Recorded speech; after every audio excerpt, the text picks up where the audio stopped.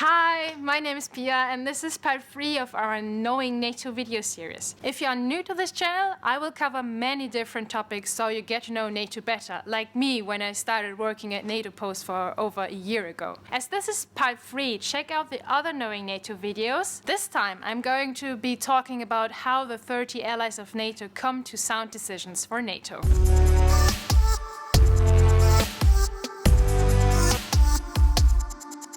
You can say NATO is divided into political and military components to find the best solutions for its core tasks.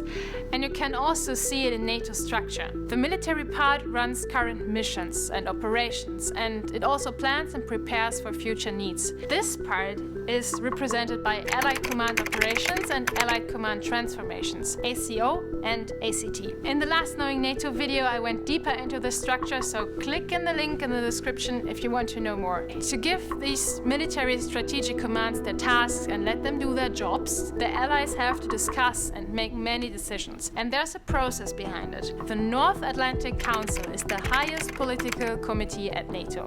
Every NATO member has a seat in the council. It is filled either by the ambassadors of the countries or their permanent representatives, or sometimes even heads of states. The representatives discuss the questions and topics among the member countries, and then they have to come to a consensus, which means there is no voting.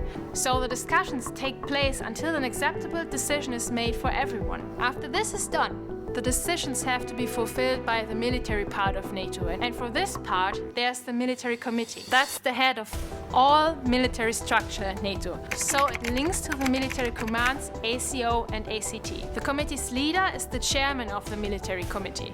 He's NATO's senior military officer and brings through the decisions made in consensus. And when we go further in the process, at the end there are troops operating and exercising, for example. But does NATO have its own troops?